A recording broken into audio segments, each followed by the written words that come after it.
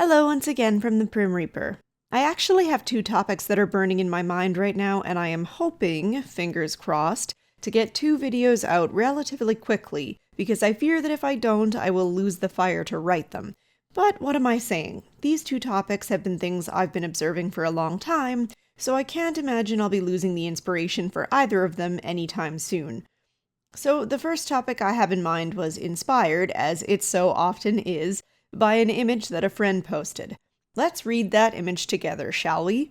Susan Harlan, my first name. No, you can't call me by my first name. And yes, I know that a male professor told you that titles are silly because a certain genre of man is always dying to performatively divest himself of his easily won authority. Ahem.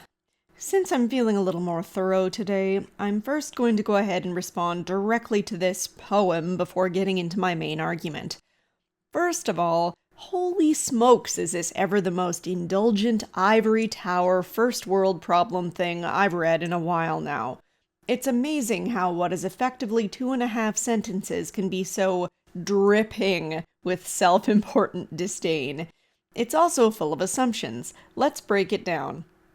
So, I know how much work it is to get a master's degree, let alone a PhD. So to a certain extent, I can understand wanting to use a title that you have earned. However, I am also the sort of person who would feel a little uncomfortable regularly being referred to as doctor for what is effectively writing a very large paper, when other people who hold that title regularly save lives or otherwise work to maintain people's health. I'm sure I will one day try to pursue a doctorate degree, but I will probably be one of those people who does not insist that people call me Dr. Prim. My point is, being male is far from the only reason why someone might not insist on being referred to by their title. Not only that, though, but look at the way she refers to this. A certain genre of man is always dying to performatively divest himself of his easily won authority. Spare me, because I'm sure that male PhDs were all handed their degree out of a Happy Meal, right? They didn't also have to take the time to craft and argue a thesis like you did, right? Get the hell out of here. I guarantee you their doctorate was no less difficult than yours was to earn. Acting like doctoral programs are giving men some sort of leg up just for being men is detached from reality. Just envision going to the two classes where one professor is this one, looking down her nose at you, demanding to be referred to as Dr. Harlan, and the other professor being like, yeah, just call me Jeff, because even though I'm your prof, I don't like all the formalities. Which one of these people seems better to work for? More accessible?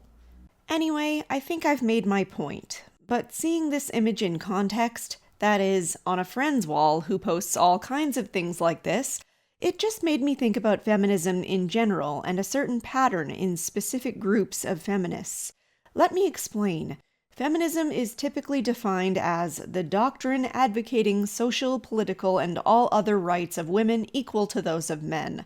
Now, say what you will about the accuracy of this definition, nevertheless, it is obvious that the focus of the ideology is meant to be on women and women's rights. However, it is quite often, not always, but often, that whenever we see someone talking about issues of this nature, it's not really focused on women. It's not talking about women's unique strengths or qualities in and of themselves. It's not talking about women's achievements. It's not talking about the ways women give to the community.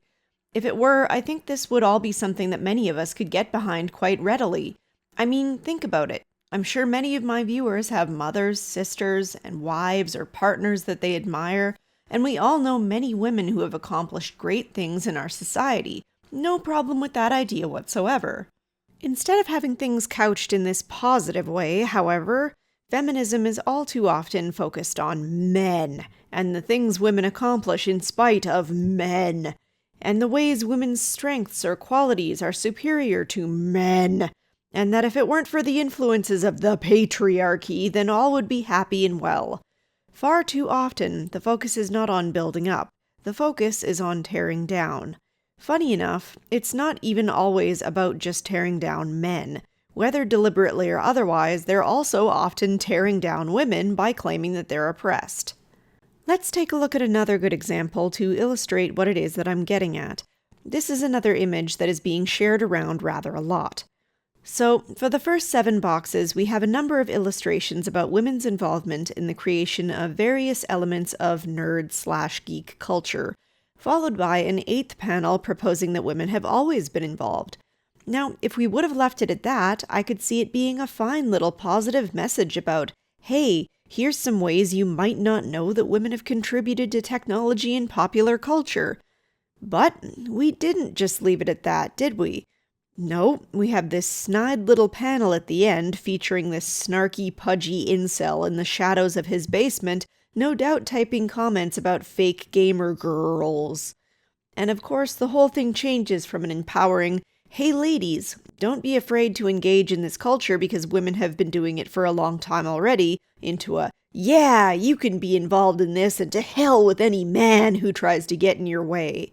Now, I'm not personally interested in individually verifying each of these squares, and am instead choosing to take them all at their word just in the interest of time. But there's also the whole other side to this that this author and those who share it seem to believe that other women need to have been involved in the creation of something to legitimize their appreciation of it. That women need to be able to bring up all of these other examples of women having been involved in geek culture in order to shut this guy down rather than, I don't know, just being allowed to like and appreciate something because it's interesting to them. And yes, I know the old trope about the sniveling loser who tries to start a pissing match with women by checking how much they really know about the franchise on their t-shirt, but the fact that these guys feel threatened enough by this stock character to have to legitimize his existence in this way, rather than simply telling him exactly how many buckets of used cat litter he should go eat, really shows what I'm talking about. That really unusual level of power they give to the men they supposedly need like a fish needs a bicycle, that they then have to spend all their time tearing down. The closest example I have to this in my own personal life was an old friend of my partner's way back when who scoffed at my expressed appreciation of Wipeout HD at a get-together one night, where said game was being played in the background. I didn't crumple like a wilted flower at the challenge. I simply proceeded to get on the game and kick his ass at some Wipeout HD. Total non-issue, and I didn't need to quote exactly how many women were involved in the creation of the game to justify my enjoyment. You see this kind of thing not just in easy-to-share memes either, but also in their formal literature as well. I found one example in particular that is just hilarious in how wrapped up it is in all this. Let me read the abstract to you. Patriarchy, Power, and Female Masculinity. This article examines the place of butch within the women's movement, the political potentials of butch in both her refusal of patriarchal constructs of femininity and her transmutation of masculinity will be explored. It will be argued that the butch lesbian threatens male power by severing the naturalized connection between masculinity and male bodies, by causing masculinity to appear queer, and by usurping men's roles. However, for butch to truly have feminist potential, it also needs to be accompanied by a feminist awareness and a rejection of aspects of masculinity that are oppressive to women. Hence, butch feminists need not be an oxymoron, but a strategy for challenging male domination and power. Wow! Let's do that again! No! It's rather astounding how many knots one can tie themselves into to do absolutely anything to denounce a concept from the supposed evils of masculinity and men's roles. Now, as a decidedly non-butch woman, there's really only so much I can comment on with regards to the motivations for choosing that particular style. However, I am sure that much like any other kind of personal style, the motivations for choosing that look are not always political.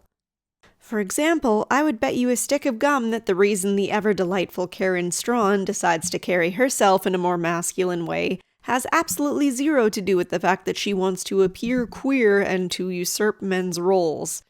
Alternatively, I will grant you that yes, there are also many women, feminist or otherwise, that choose the look because they want to reject their femininity and assert their dominance over the masculine or whatever. However, personally, I posit that by basing every life choice you make on how you can stick it to the man, you are not liberating yourself from the supposed patriarchy, but are instead ensnaring yourself in it.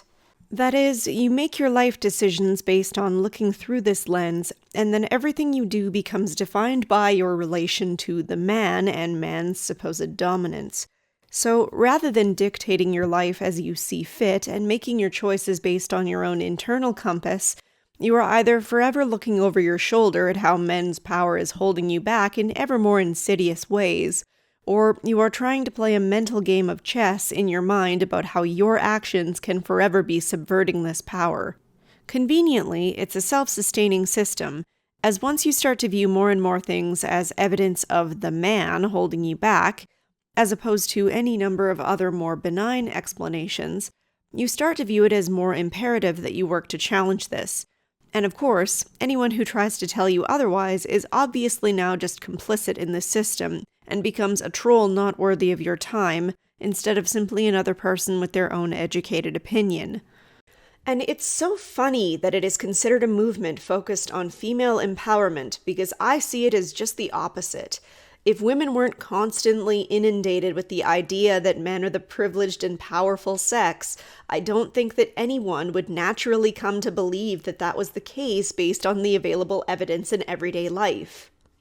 Not that I don't see the often brought up areas where men feature more prominently in the upper echelons of society, like business or politics, but if I didn't have the constant white noise of feminists shrieking about how this is such a problem, it wouldn't bother me at all.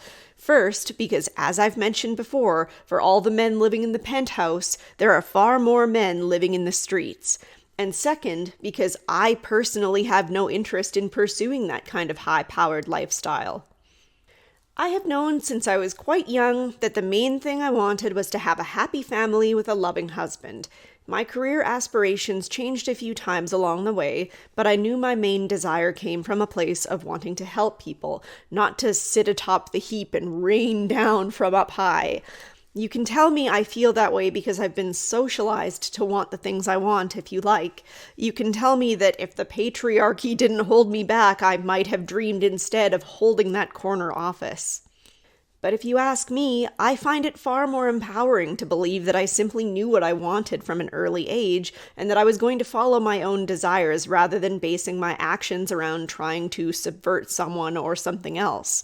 And in case you were wondering, it was my father who stressed to me the importance of going to university and having a career, so there goes that whole patriarchy holding me back theory. Overall, the only people I have ever had consistently telling me that I am oppressed, that I am disempowered, that men are supposedly in a position of power over me rather than occasionally being in a different place and having different priorities from me, are feminists. I have never had a man tell me he believes I am lesser than him, or that he does not believe that I can do the same thing that he is doing if I so choose to do it. I have never had a man tell me that I do not have the power to make positive change in the world. But feminism and feminists? This early phase of feminist counseling was predicated on the assumptions that women had shared experiences of oppression and victimization, and that only a proactive approach could be effective. Early feminist therapy called for a radical form of counseling and psychotherapy, using techniques that were designed to help women see that a patriarchal society was at the center of many of their problems, and that change would be virtually impossible until they were empowered to feel equal and act with equal voice. It is important that women who engage in the therapy process, clients and therapists alike, recognize that they have suffered from oppression as members of a subordinate group, and that they can join with other women to right these wrongs. Identifying external sources of problems often results in anger, which can be harnessed as energy to take action for change. It is no woman's responsibility to dedicate any of her time to fighting for men if she does not want to, especially because women do not have access to enough tools that can actually enforce enough systemic change to make the world a safer place for men. Men must be committed to using their power to create solutions for their own well-being. We all play a role, so why don't we begin with ourselves? Sorry, I guess I'm just too empowered for this nonsense.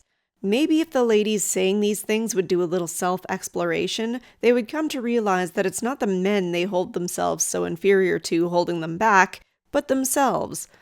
But yeah, I'm gonna go ahead and not hold my breath on that one. Before I end this video, I just want to make a small request to any of you who are willing. You might have heard from other channels already that YouTube seems to have shifted its systems around to stifle the growth of channels that talk about certain subjects, and I'm definitely in that camp. My channel growth seems to have been frozen in the same spot for months on end now, and every time I upload, I actually seem to lose more people than I gain now.